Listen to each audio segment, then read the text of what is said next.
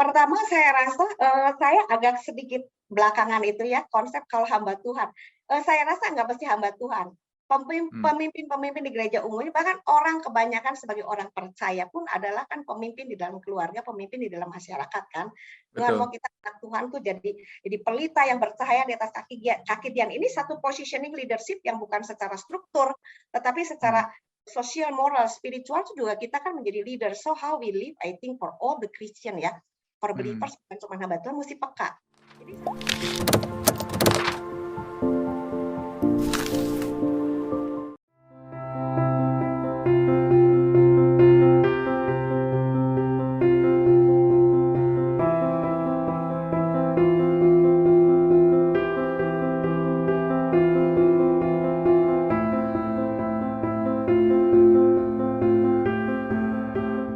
Salam sejahtera untuk para pendengar dan penonton Ngopas, dimanapun Anda berada. Nama saya Pendeta Kian Holik dari Sydney, Australia.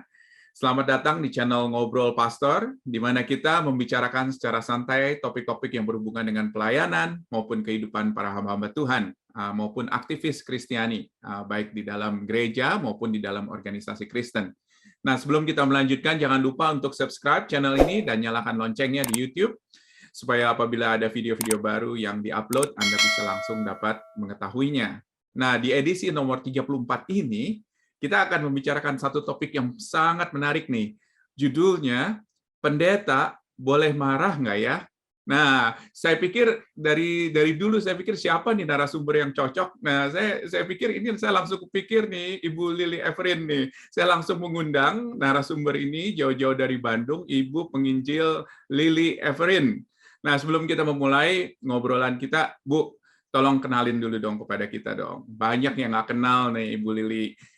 Boleh kasih tahu sedikit latar belakangnya, kapan jadi Kristen, keluarganya, pelayanannya sekarang bagaimana? Silakan.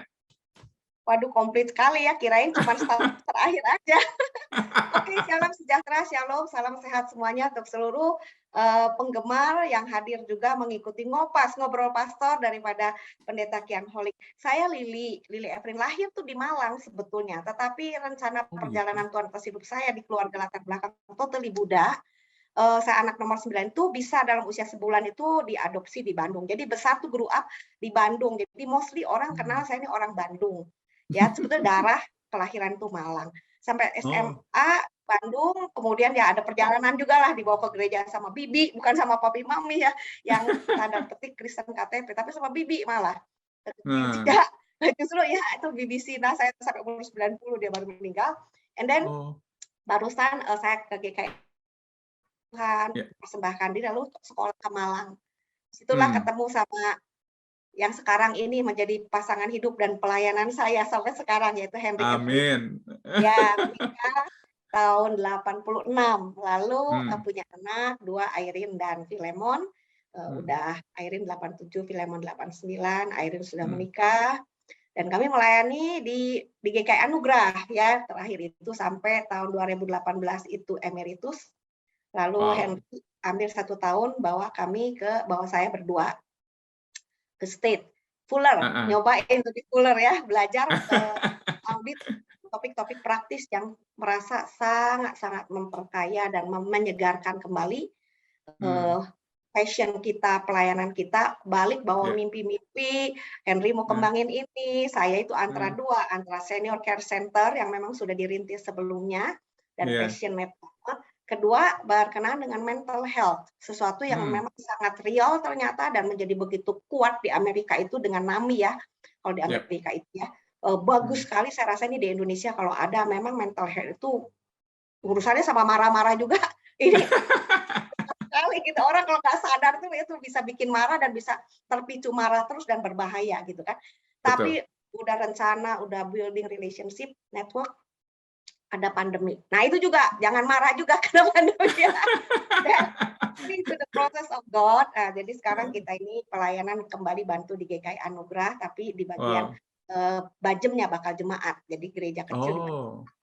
Cuman jadi 2 tahun. Jadi udah berapa tahun nih ada di GKI Anugerah? Anugerah 27 plus terakhir ini dari kembali 2019 sampai sekarang 29 tahun ya. Non-stop. Wow. Wow, ini udah jadi bagian betul-betul old furniture-nya daripada GKI Anugerah nih kelihatannya. Sebetulnya dari remaja termasuk besar di GKI Anugerah juga ya. Jadi enjoy lah the circumstances, acceptance, the processing all is good lah, senang di sana. Puji Tuhan. Semasa sekarang banyak hamba-hamba Tuhan yang muda, kayak kerjanya pindah-pindah gereja aja, pindah-pindah pelayanan. Tapi kita bersyukur sekali kalau misalnya Ibu Lili dan Pak Henry bisa stay di satu tempat. Karena yang namanya pelayanan yang nggak bisa sebentar-sebentar, betul nggak? Nah itu pindahnya biasanya gara-gara tema kita, Pak. Ada marah. Oke, mari kita masuk. Ya, plan up ya, tumpuk-tumpuk nggak kuat, pasti ujung-ujungnya. Betul. Oke, kita langsung masuk ke dalam topiknya ini, bagaimana hubungan antara hamba Tuhan dengan marah, ya. Boleh nggak hamba Tuhan marah? Kenapa sih kita perlu bicara topik ini? Apakah memang betul menurut pengamatan Ibu Lili kalau misalnya hamba-hamba Tuhan itu suka marah? Silakan, kira-kira kenapa kita harus ngomongin hal ini? Benar nggak observasinya kalau hamba Tuhan itu suka marah, gitu loh? Silakan. Ya, ini generalisasi bahwa hamba Tuhan suka marah itu saya kira mungkin bukan semua hamba Tuhan suka marah ya. Pertama, marah itu ada yang kelihatan, kedengeran, kerasa suaranya, ekspresinya, dampaknya, luapannya, ada yang enggak. Tapi orang tahu sedang marah gitu kan ya. Kita pertanyaannya tuh mungkin boleh marah nggak, perlu marah nggak, itu satu hal ya kan. Jadi boleh marah, boleh dong, karena marah itu kan satu ekspresi emosi, seperti kita boleh ketawa, boleh nangis, ya kan, boleh sedih, masa nggak boleh marah gitu kan? Emosi yang Tuhan kasih juga, karena kita lihat ekspresi Tuhan juga ada marahnya, Yesus juga pernah marah. Masalahnya adalah kalau kita boleh marah, pada waktu marah itu perlu marah nggak? Marahnya itu apa sebabnya gitu sebagai hamba Tuhan ya? Perlu marahnya itu marah secara apa? Karena apa marahnya? Bagaimana marahnya? Itu satu kategori kalau kata saya. Bedakan dengan suka marah, dikit-dikit marah dan selalu marah. Nah itu udah termasuk kategori apakah ini bawaan, apakah karena pola makannya, gitu kan, kalau biogenetik, karena ternyata marah itu bukan cuma masalah karakter, ekspresi, penguasaan diri, berkenaan dengan masalah fisik juga ya, masalah ternyata genetik gitu kan. Dalam arti kalau orang memang bawaan fisiknya itu ada sesuatu yang misalnya gampang darah tinggi gitu kan, ada kesehatan yang mengganggu sehingga kondisinya tuh tidak nyaman secara mental, secara fisiologinya tuh nggak bagus, jadi lebih gampang peka marah gitu kan ya. Nah itu satu kategori lagi gitu kan, belum situasi lingkungan keluarga. Kalau ada lingkungan keluarga yang memang pasangan yang ternyata tidak cocok atau mengalami perubahan karena pekerjaan, karena kesehatan, karena relasi dan lain sebagainya, menimbulkan tekanan yang menimbulkan seseorang bisa bahkan hamba Tuhan, istri atau suaminya atau pria yang jadi hamba Tuhan itu menjadi sesuatu ada di bawah alam bawah sadarnya itu ada gejolak panas yang bisa meledak setiap hari gitu kan ya. Nah itu juga menyebabkan orang tanpa sadar dikit-dikit gampang tersinggung gitu kan. Bisa karena perubahan usia. Misalnya kita doan mau Pak Henry udah pensiun ya, tanda petik pensiun, itu terlibat lagi pelayanan. Kadang-kadang ada situasi-situasi berbeda, hidup bersama berdua yang nggak seperti dulu. Kadang-kadang saya sih ngerasa ngejawabnya biasa, tapi kamu kenapa sih kok marah gitu? Saya rasa nggak marah gitu kan ya, tapi buat dia marah. Kadang-kadang dia ngomong gitu, kamu kok gitu marah sih? Siapa yang marah? Biasa kok. Nah ini bisa terjadi, jadi kelihatannya suka marah dan mulai marah-marah. Padahal sebetulnya ada hal lain yang, nah itu kita mesti peka gitu Pak. Masalah terkait dengan fisik, dengan psikis, dan juga bisa dengan secara spiritual. Jadi ini spiritualitas tadi ya, fisik, psikis itu penting juga belakangan. Kadang-kadang ada orang sudah sampai kepada kesehatan mentalnya karena fisiknya tidak terperhatikan, masuk ke bagian mental health-nya dia nggak baik, nggak seimbang. Ini bisa karena bawaan brain disorder atau karena stressful kehidupan. Nah, kalau kita nggak aware, jadi tanpa sadar membawa satu pola perilaku, sikap, ekspresi yang kecenderungannya ekspresinya itu marah gitu loh kan. Padahal itu nggak. Nah, bisa ke masalah spiritual, jadi merasa bersalah, saya kok hamba Tuhan. Jadi ada sesuatu yang kita nggak tahu, nggak sadar, entah masalah fisik, masalah mental, atau sudah masuk akhirnya jadi kepada pergumulan spiritual kan. Betul. Nah, jadi kompleks sekali ya kelihatannya ya ini ya. It's very interesting gitu kan. It's very interesting. Jadi Dan juga di satu pihak ada hamba-hamba Tuhan yang mencoba untuk mensuppress, untuk tidak mengekspresikan emosinya untuk marah gitu loh. Nah ini bahaya juga ya, betul nggak Ibu Lili? Jadi Sangat. maksudnya di satu pihak yang suka marah-marah bahaya, tetapi yang mencoba untuk menekan emosinya dan nggak marah sama sekali, kan ada tuh hamba-hamba Tuhan yang kerjanya cuma Jaim, jaim. ketawa doang. Dan juga kalau misalnya kayak di rapat majelis nggak pernah tuh bentak-bentak orang atau gebrak-gebrak meja gitu atau apa, kan itu kan berarti mungkin marahnya disupres juga gitu loh maksudnya. Ya, Jadi ya, ya, ya, ya. kelihatannya dua-dua nggak baik ya kelihatannya ya, betul nggak? Nah, iya, makanya kan di Efesus kan ada bilang toh ya, jika kamu marah. Kalau bilang jika kamu marah, berarti kan orang boleh marah, bisa marah dong, ya Iya, kan? Nah, tapi betul. pada waktu orang marah, firman Tuhan kan bilang ada caranya marah, gitu kan ya? Nah, Hmm, itu ada pen up, janganlah kamu berbuat dosa. Nah, itu ada ekspresi marah, mungkin kalau ada slide bisa juga, yang bisa hmm, diekspresikan, dan ekspresinya itu ternyata tadinya marahnya alasannya benar, misalnya ada dosa, ada ketidakbenaran, masalah keuangan, masalah penanganan yang nggak baik di dalam pelayanan, di dalam gereja, yang hmm. pekerjaan penata pelayanan yang tidak bertanggung jawab, yang memang mesti ditegur dengan baik, dan ditegur baik-baik, nggak robah-robah kan bikin marah juga, karena efeknya mungkin pelayanan kepada orang, kesaksian, dan efektivitas, efisiensi pelayanan gitu kan. Tapi waktu marahnya itu nggak efektif, nggak benar, nggak mengerjakan kebenaran, berdosa. Nah, itu kan jadi yang baik itu tidak menghasilkan yang baik gitu kan. Makanya Hmm. kalau kita lihat basically dari firman Tuhan itu, karena itu kalau kamu marah jangan matahari terbenam, itu bagi saya Ya. mengingatkan harus ada penataan di dalam satu jangka waktu tertentu, ya kan, masalah yang menimbulkan marah itu bisa disolusikan dengan baik gitu kan. Ya kan? Yesus Yep, pernah yep. bilang juga, kalau saya ingat misalnya, bahkan mau ibadah pun, mau mempersembahkan korban, kalau ingat ada yang ganjelan di hati. Nah, ini ganjelan Nah, di hati ini, yang ya. rasanya nggak enak, yang rasanya nggak beres, yang mungkin rasa marah yang terpendam, marah yang belum ada solusinya, yang belum dibereskan, yang belum minta maaf atau minta diampunin, itu mesti diberesin dulu. Karena kalau enggak, ibadah kita, bagi saya termasuk pelayanan kita pun Ya. menjadi kehilangan esensi dan power-nya. Betul, betul, betul. Ya, Pak, ya. Nah, kalau misalnya kita mencoba lebih spesifik nih, tadi Ibu Lili udah bicara sedikit mengenai penyebab-penyebabnya gitu ya. Tetapi lebih spesifik kepada hamba-hamba Tuhan ya. Kalau misalnya dari observasi Ibu Lili, kira-kira penyebabnya apa aja sih sebetulnya sih hamba Tuhan itu marah itu tuh apa aja sih sebetulnya penyebabnya, dan juga dampak negatif apa kalau misalnya seorang hamba Tuhan itu mengekspresikan kemarahannya di dalam pelayanan di gereja begitu loh. Ada dampak negatifnya, pasti ada dampak positifnya juga, Pasti. betul nggak? Tapi kenapa kalau kita bicara mengenai hamba-hamba Tuhan, apa yang menyebabkan seorang hamba Tuhan itu suka marah gitu, atau apa? Ya, ekspresif secara marah. Silakan. Pertama saya rasa saya agak sedikit belakangan itu ya konsep kalau hamba Tuhan. Saya rasa nggak mesti hamba Tuhan. Pemimpin-pemimpin di gereja umumnya, bahkan orang kebanyakan sebagai orang percaya pun adalah kan pemimpin di dalam keluarga, pemimpin di dalam masyarakat kan. Tuhan mau Betul. kita anak Tuhan tuh jadi pelita yang bercahaya di atas kaki Dian. Ini satu positioning leadership yang bukan secara struktur, tetapi secara sosial, moral, spiritual itu juga kita kan menjadi leader. So how we live, I think for all the Christian ya, for believers bukan cuma hamba Tuhan, mesti peka. Jadi satu, memang tadi saya kembali kepada pendekatan yang sangat konvensional, fisikal dulu, yang sederhana dulu, jangan ngomong spiritual dulu dah. Hamba Tuhan juga kan punya darah dan daging ya. Ya. Kalau fisiknya misalnya tidak sehat, entah punya penyakit apa, kita nggak menjaga fisik kita dengan baik. Itu sudah memberikan satu, kalau buat iblis mah kesempatan untuk bisa membuat emosi kita, mental health kita, ya kan, itu bisa gampang terpicu jadi emosi. Misalnya kita kurang tidur karena nggak mengatur waktu tidur, waktu kerja dengan baik, nutrisi nggak baik, sehingga kesehatan badan kita mungkin ada tekanan darah atau tinggi, atau misalnya gulanya kurang bagus, pasti kan jadi stres kan. Lalu dalam kondisi stres, hal kecil aja dalam pelayanan, dalam keluarga, ya kan, mengganggu. Lagi setir mobil nih, mau pelawatan, ada sesuatu kan fisik kita letih, kurang tidur, makannya tidak baik, lalu kan jadi gampang marah kan physically kita letih.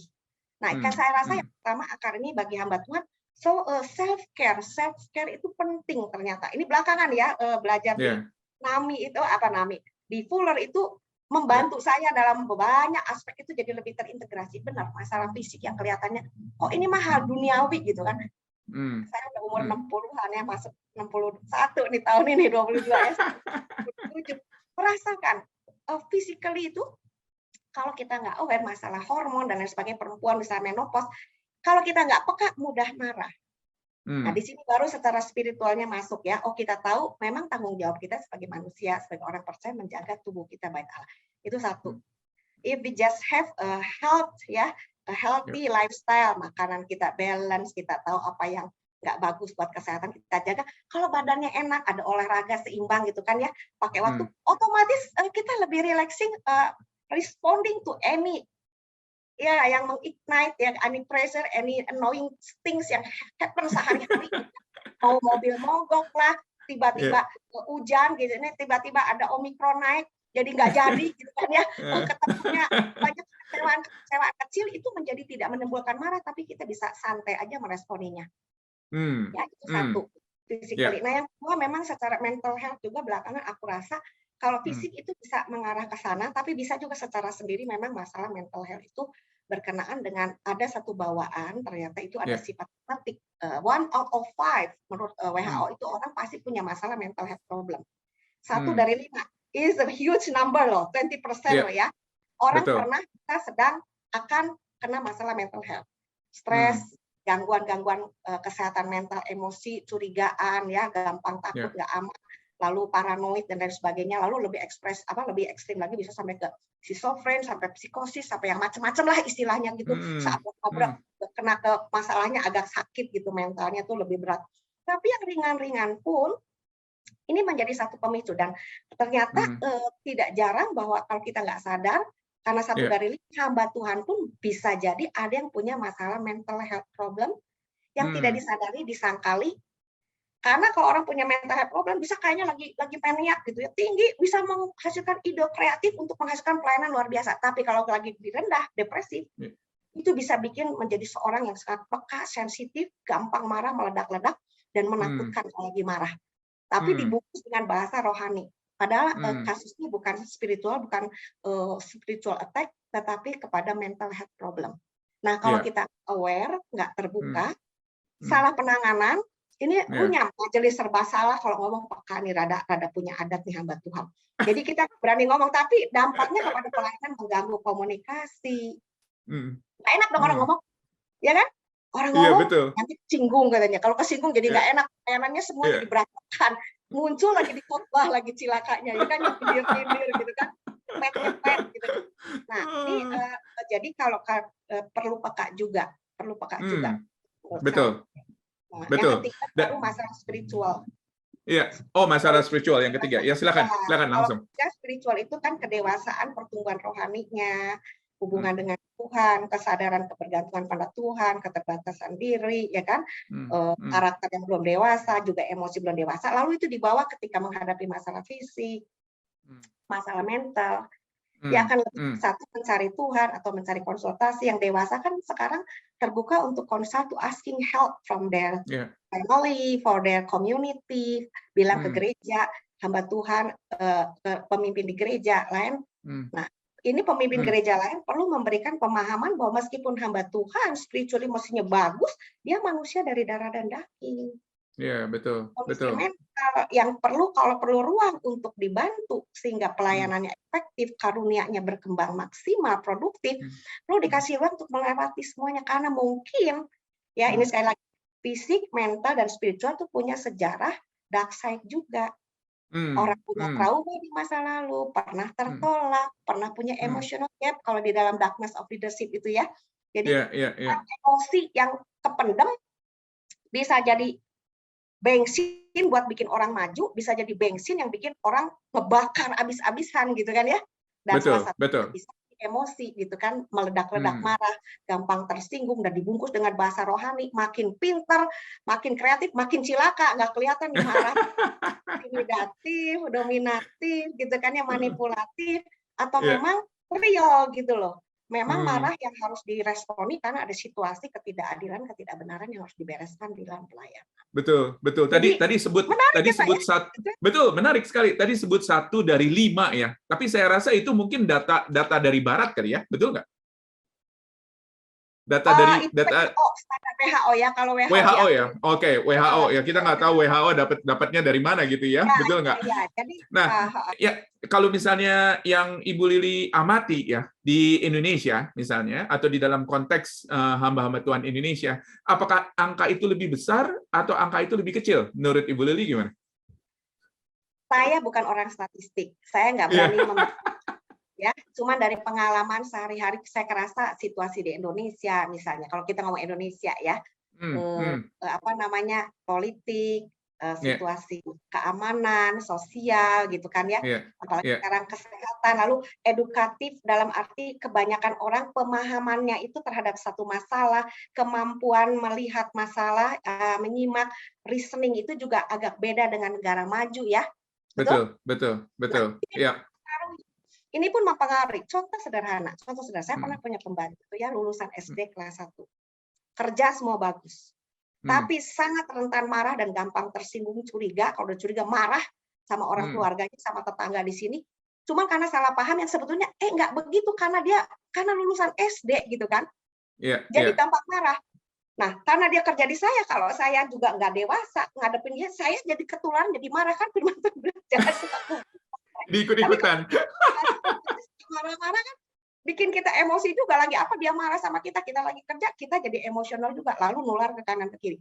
So di Indonesia ini situasi lingkungannya bisa menimbulkan keadaan yang mungkin lebih pressure-nya membuat orang lebih rentan gitu kalau kita juga nggak belajar ya. Lebih kepengen marah begitu ya jadinya ya. Betul jadi ya. rangsangannya lebih banyak. Coba orang kalau suasananya adem sama suasana panas gitu, mana lebih gampang marah. Kalau bahasa Jerman kan redang gitu kan. Redang.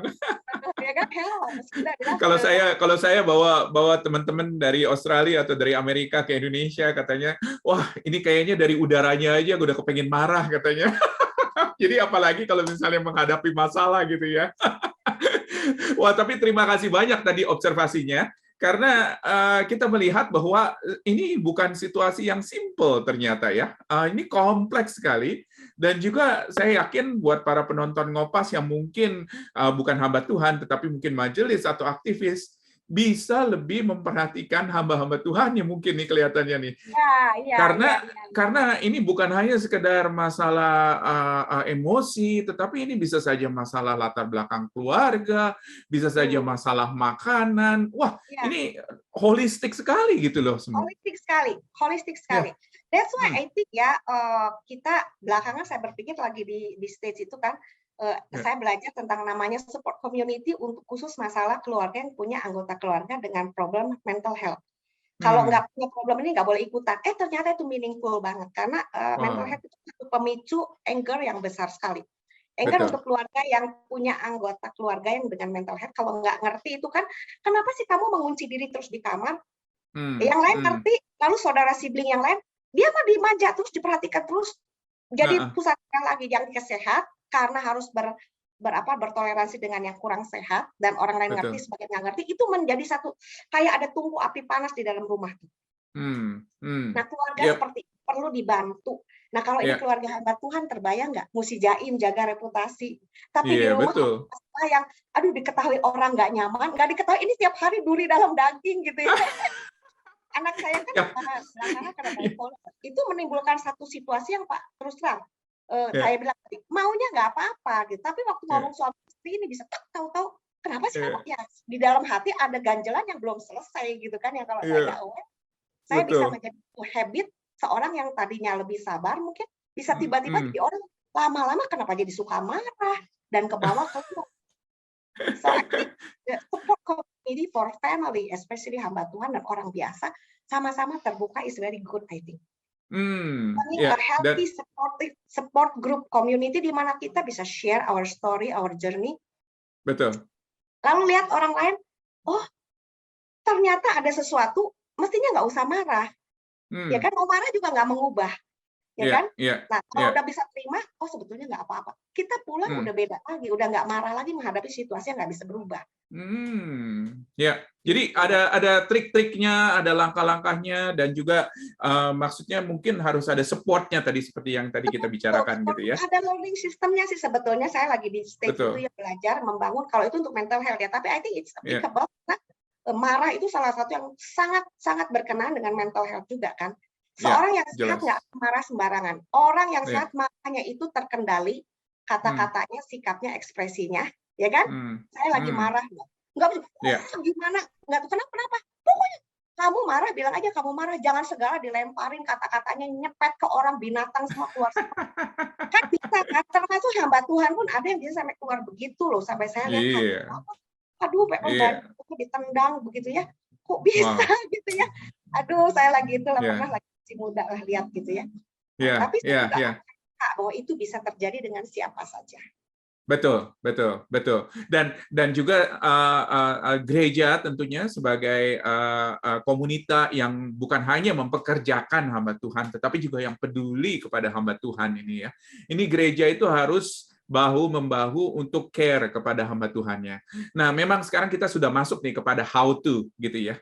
Jadi kalau misalnya memangnya ada kasus-kasus seperti ini di dalam gereja-gereja tertentu di mana mungkin hamba Tuhannya cepat marah ya, atau mungkin hamba Tuhannya Majelis ini Pak, jangan hamba Tuhan terus, majelis juga sekarang majelis bikin juga hamba Tuhan majelis. nggak sabar, gitu nggak sabar jadi marah-marah juga.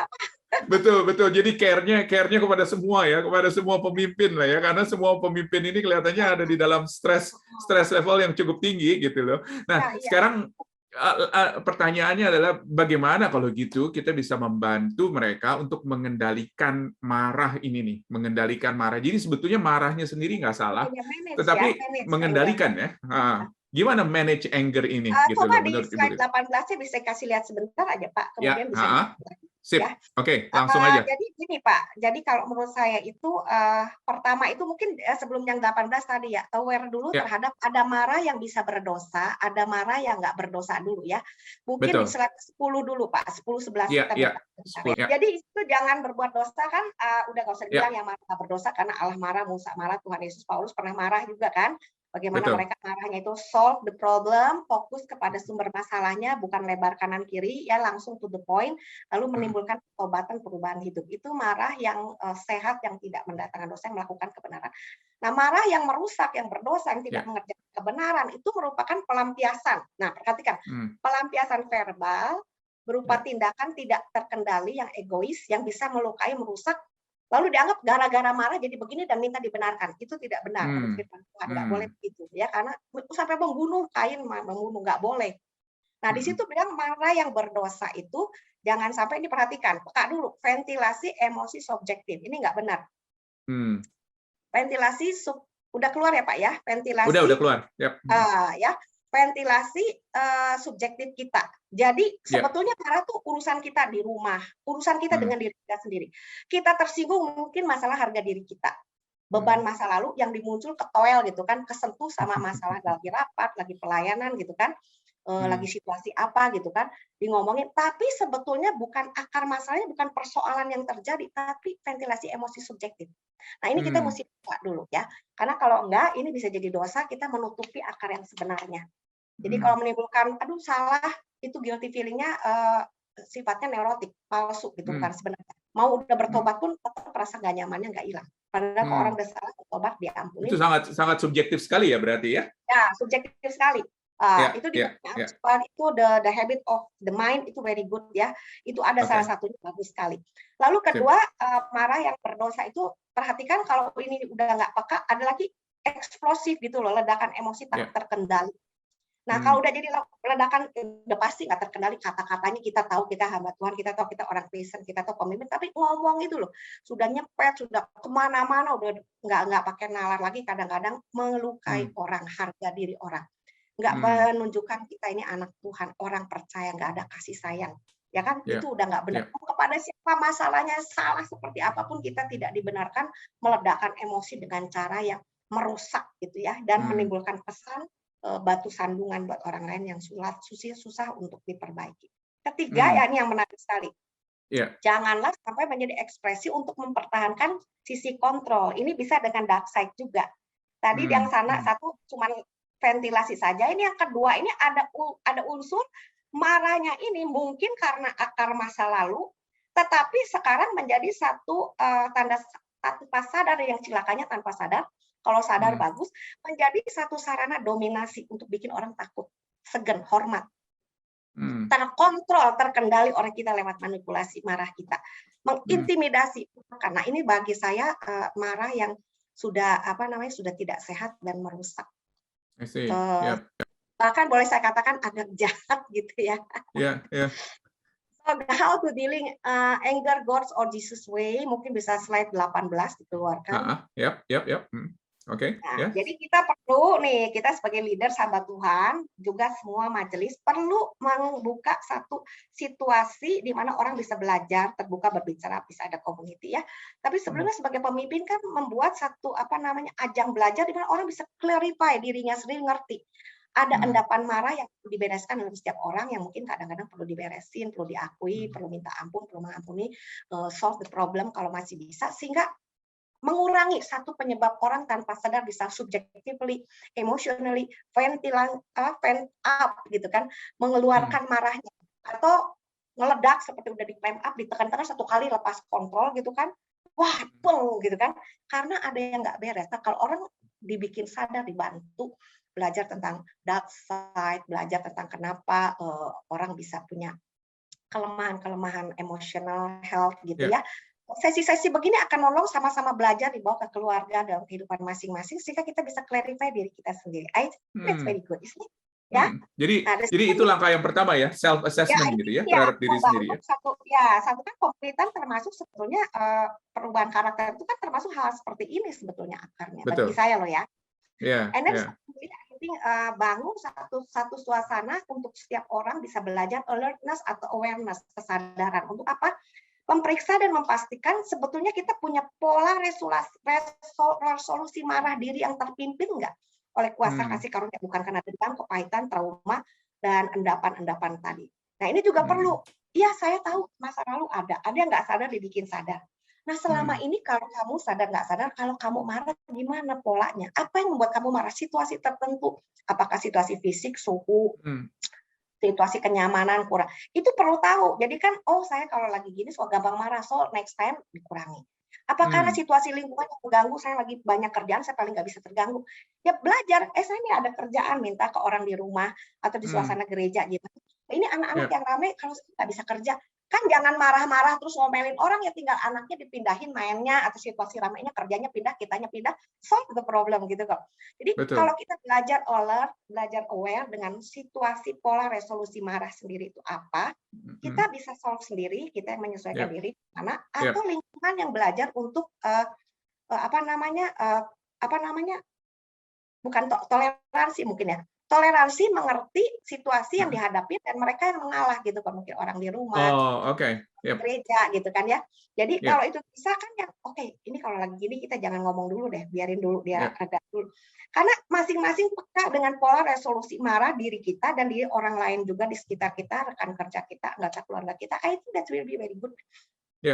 Kita bisa saling membantu dan memperbaiki. Kenapa ya saya kalau udah begini bakal marah, gue bakal marah udah gini. Atau orang lain udah gini dia biasanya marah loh. Tunggu dulu. Nah, udah beres. Jadi ini yang kedua ini adalah dari lingkungan sekitar gitu ya. Lingkungan sekitar yang akan mendukung ya. Atau kita peka terhadap lingkungan dan kita sendiri kalau lingkungan yang nggak bisa berubah dan mengerti kita yang ngerti menjauhkan diri dari lingkungan itu. Waspada alert dari diri kita atau kita terhadap orang lain. Jadi dua ya.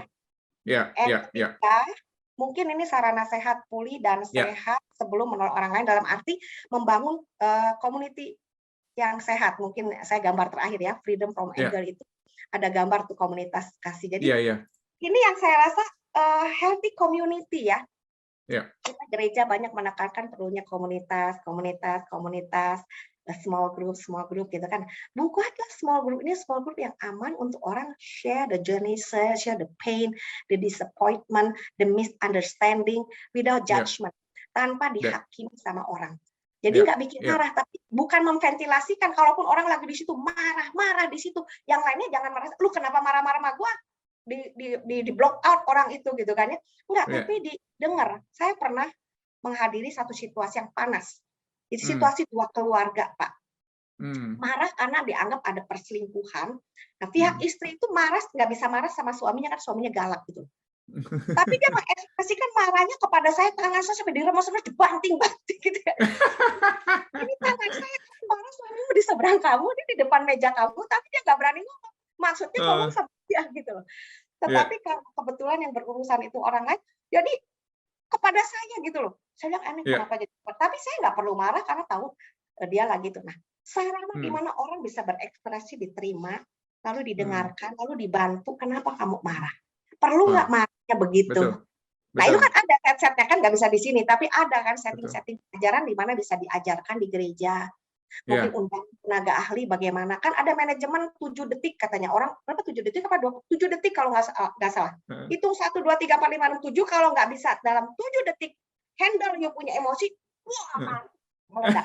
Nah, itu ada tekniknya, ada skill-nya gitu loh. Mayo Iya. Clinic Iya. bikin sekian banyak sekali itu bagaimana melatih ekspresi emosi marah itu dengan lebih baik, dengan lebih sehat, dengan tidak merusak diri atau orang Berarti lain. mungkin salah satu PR-nya nih kelihatannya nih, kalau misalnya memang itu begitu adalah solusinya, itu adalah bagaimana hamba Tuhan bisa mempunyai sebuah komunitas juga nih. Ini yang susah nih, karena begini ya maksudnya ya, hamba Tuhan biasanya memberikan konsultasi kepada komunitas-komunitas gereja yang ada di bawahnya mengenai hal-hal ini. Tetapi kalau misalnya yang bermasalah hamba Tuhan sekarang, berarti hamba Tuhannya juga harus ada sebuah komunitas kelihatannya, betul nggak? Di mana dia bisa didukung, di mana dia bisa curhat, di mana dia bisa terbuka tanpa dia dijudge, dan juga tanpa hal-hal yang dia bicarakan mungkin keluar begitu ya, membocor keluar. Ya, kan itu personal banget ya. Ada hal-hal yang betulnya sebetulnya bagian yang paling dalam. Jadi sebetulnya Betul. bisa di gereja sendiri, tapi kadang-kadang nggak bisa. Di Singapura tuh pendeta Tonio pernah Ya, share dari CCFC ya, ya. Evangelical Community Church ya, Free Church Evangelical Community Church, apa Ya. sih CCFC ya. Nah itu CCFC ya, betul. CCFC ya. Jadi dia membangun untuk hamba-hamba Tuhan di Singapura. Nah, karena kan di gereja sendiri belum tentu ada dong. Terus Ya. gimana dia sendiri? Belum tentu pemimpin yang lain nih sama-sama nih belum beres, jadiin satu malah jadi tambah tajam, tambah runcing, atau munafik pakai topeng semua, nggak bisa kalau pakai topeng. Tambah memendam, malah juga percuma sama dia, hubungan dalam kerjasama menjadi jelek, juga Roh Kudus mana bisa bekerja. Doa mana bisa didengar untuk jemaatnya yang sakit, untuk orang kalau hubungan di antara leadersnya itu ada marah yang terpendam dan nggak beres. Persembahan pun, ibadah pun tidak menjadi sesuatu yang berkenan kepada Allah atau membangun orang kering, garing. Exactly. Jadi komunitas. Nah, mungkin sesi ini bisa Pak Kian Holic menginisiasi secara global. Wah, di network ya. Pakai Zoom ya. Lebih aman malah kan kita nggak ketemu komunitas sekitar kitanya langsung. Betul. Authenticity. Ya, dan itu juga yang dilakukan. Saya di sini kan karena pelayanan saya tergabung dengan pelayanan kampus gitu ya. Jadi kita itu ada national conference di mana kita itu datang bersama-sama dan kita itu dipasangkan gitu loh di dalam grup-grup doa yang berbeda-beda gitu ya. Jadi si grup doa ini nggak ada satu anggotanya pun yang berasal dari kampus yang sama. Jadi dan itu kita bertemu terus setiap setengah tahun sekali, dan padahal maksudnya ada beberapa orang yang ada di dalam kelompok saya, kita udah 12 tahun, 15 tahun sama-sama di dalam satu grup. Itu betul-betul bisa nangis sama-sama, bisa happy sama-sama, dan luar biasa gitu. Tuhan bekerja untuk menjadikan kelompok-kelompok itu menjadi kelompok support kita. Dan saya harap juga mungkin di Indonesia sesusah-susahnya pun mungkin nanti suatu waktu ada semacam kelompok-kelompok itu di mana hamba Tuhan bisa secara open, share, dan juga secara aman begitu ya.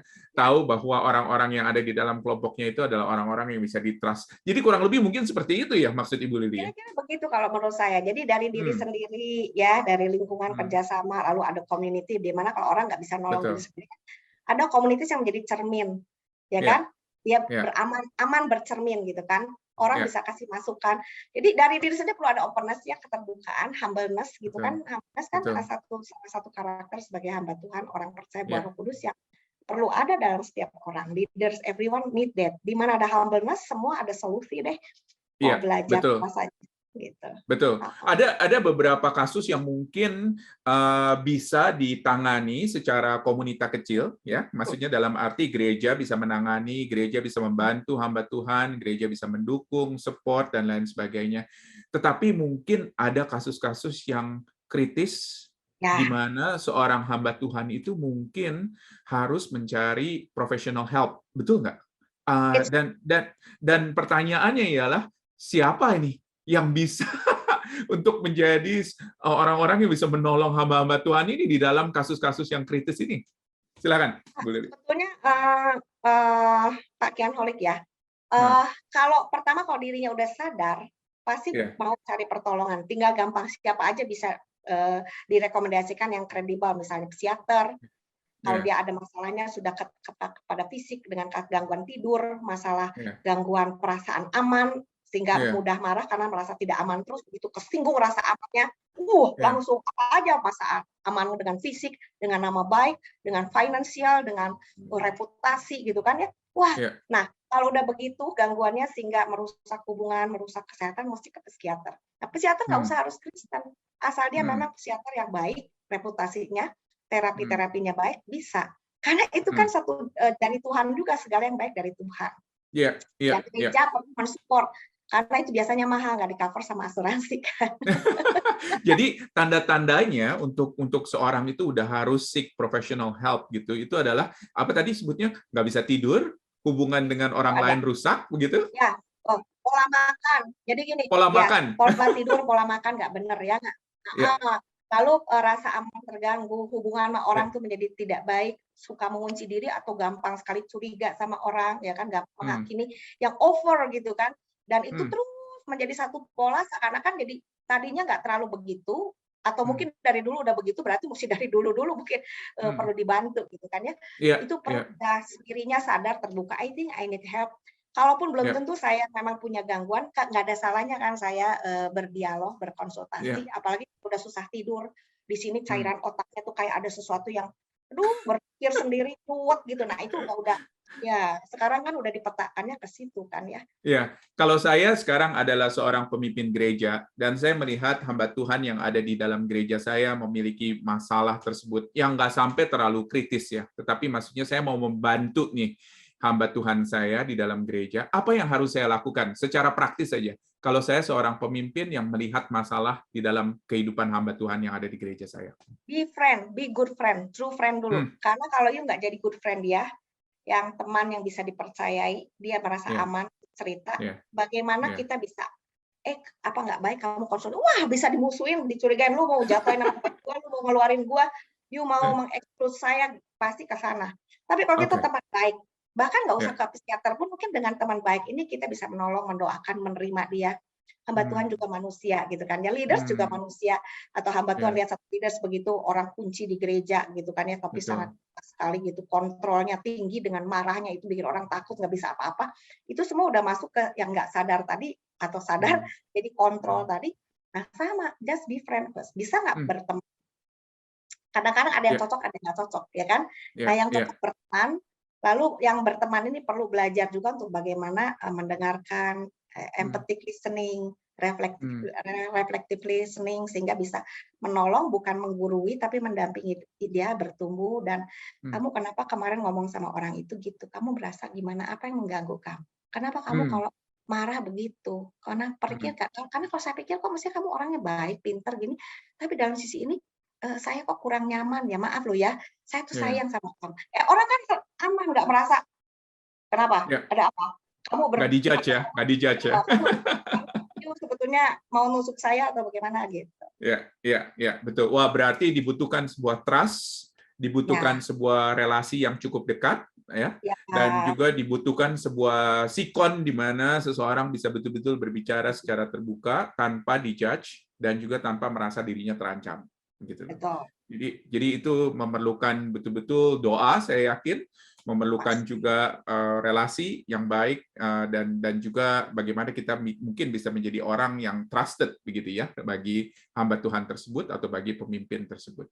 Wah, ini kaya sekali nih, banyak sekali yang harus diomongin. Satu lagi, silakan. Saya kira gini, sekarang ini awareness terhadap membangun ya life skill untuk bisa membantu orang membangun satu suasana yang sehat ya, yang aman, yang terbuka. Itu bukan cuma masalah nggak ada masalah dulu. Jadi ini jadi preventif juga menjadi kuratif juga kan. Sesi-sesi yang melatih untuk life skill, soft skillnya orang bagaimana to be a human being yang empatik ya, yang compassionate sama orang gitu kan. Jadi stres sama orang gitu kan, ngecer gitu sama orang kalau udah salah.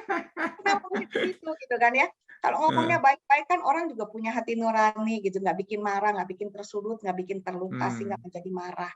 Nah itu skill yang perlu diajarkan. Jadi kebiasaan kita hidup dalam keluarga dan dalam pelayanan. Dan situasinya kalau enak, adem-adem kan nggak gampang marah orang.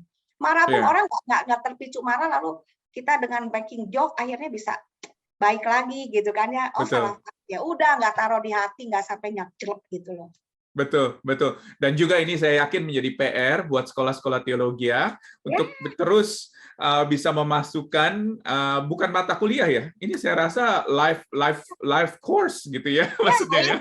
Life environment yang dibuat sehingga menjadi terbiasa hamba Tuhan itu bukan cuma pakai kepala saja ya, pakai otak saja, tapi pakai seluruh dirinya yang Tuhan memang kepada manusia. Betul. Dan itu ya, dan itu doa kita kepingin melihat hamba Tuhan yang well-rounded, kita kepingin melihat hamba Tuhan yang betul-betul bukan hanya otaknya aja yang bisa di-advance, tetapi juga seluruh kehidupannya boleh menjadi sebuah sumber kesaksian yang luar biasa kalau Kristus itu betul-betul hidup di dalam dia. Luar biasa. Terima kasih banyak Ibu Lili. Wah, ini waktu yang memisahkan kita nih kelihatannya nih. Luar biasa. Dan saya yakin dan percaya kalau misalnya banyak yang nanti akan ada pertanyaan atau apa, jadi kalau misalnya nanti videonya sudah di-upload, nanti tolong dilihat komen-komennya ya. Kalau misalnya ada yang mau bertanya, silahkan tulis di komen dan langsung dialamatkan kepada narasumber, jangan dialamatkan ke saya nggak bisa jawabnya juga. Yang Holik bisa. You have some set of that already, I do believe. Ya, puji Tuhan. Terima kasih banyak sekali lagi waktunya. Kita akan berdoa. Kita minta dengan hormat Ibu Lili untuk berdoa bagi kita, dan juga tolong doakan untuk hamba-hamba Tuhan yang mempunyai permasalahan ini ya, terutama ya. Dan bagaimana kita ingin melihat mereka dimerdekakan dan mereka keluar dari permasalahan ini dan boleh menjadi pengikut Kristus yang efektif, yang setia, yang terus melayani Kristus sampai akhir hidupnya. Boleh minta dengan hormat Ibu Lili untuk menutup kita dalam doa. Thank you. Sama-sama boleh berdoa, saya akan memandu ya. Bapa di dalam sorga, kami bersyukur karena kasih karuniamu itu ajaib, jauh melampaui apa yang bisa kami pikirkan dan doakan di dalam perjalanan hidup kami ketika kami percaya sebagai panggilan untuk melayani. Kami membawa di dalam diri kami, seantero diri kami dengan PR, bagasi masalah-masalah sejak kami dilahirkan sampai kami dibesarkan, kami masuk dalam pelayanan. Ada yang sudah beres, ada yang belum beres, ada yang membawa luka-luka, ada yang membawa itu menjadi satu bagian dari kehidupan kami, yang bisa menjadi satu sarana pelayanan yang luar biasa ketika Tuhan memulihkan kami. Hamba-Mu berdoa jikalau di antara kami ada yang punya pergumulan perjalanan hidup yang tersembunyi, yang menekan, yang mereka tutup rapat, tetapi sebetulnya menjadi satu batu yang menghalangi kami untuk melayani dengan efektif, dengan powerful. Dalam nama Tuhan Yesus, Roh Kudus kiranya bekerja, berbelas kasihan, mencurahkan kasih karunia untuk membukakan kami semua punya rasa aman untuk terbuka pertama kepada Tuhan, dan kedua Tuhan, kirimkanlah orang-orang di mana kami bisa berkomunikasi, bisa terbuka sebagai diri kami sendiri dan menerima satu refleksi bantuan, entah itu untuk mereferensikan kepada satu sumber bantuan yang lebih tepat, atau sedang menjadi satu teman komunitas yang saling membangun, saling menolong sesuai dengan firman Tuhan, di mana kami saling dibangun dan membangun untuk bisa menjadi saksi-saksi Kristus, pelayan-pelayan Tuhan yang setia, yang utuh, yang membawa perjalanan hidup kami yang dipulihkan untuk menularkannya kepada banyak orang. Sebab tidak ada yang sempurna dari kami, hanya Engkau yang sudah menularkan kesempurnaan kepada kami untuk menjadi bagian hidup kami yang memulihkan satu bagian demi satu bagian. Tuhan, merdekakanlah, bebaskanlah sesuai dengan firman-Mu dalam kebenaran setiap orang yang saat ini masih dibelenggu oleh sesuatu yang membuat mereka marah dengan mudah marah dan sedikit-sedikit marah. Mereka pun merasa bergumul, dan Tuhan, kami tahu kami tidak boleh memberi kesempatan pada iblis untuk menjadikan ini kendali mereka, kendali si jahat untuk membatalkan pekerjaan baik yang Tuhan percayakan kepada setiap orang yang melayani Tuhan. Terima kasih Bapak. Materaikan apa yang kami bincangkan, ignite yang baru yang belum kami pikirkan, supaya menjadikan kami bertumbuh, berkembang, berubah, dan memuliakan Tuhan dalam segala keadaan dan situasi. Terpujilah nama-Mu, berkati pelayanan Pak Kian Holik, baik di jaringan studi para student maupun jaringan-jaringan pelayanan lainnya. Engkau mengasihi dan memberkati dia dan keluarga dan pelayannya. Dalam nama Yesus kami berdoa. Amin. Amin.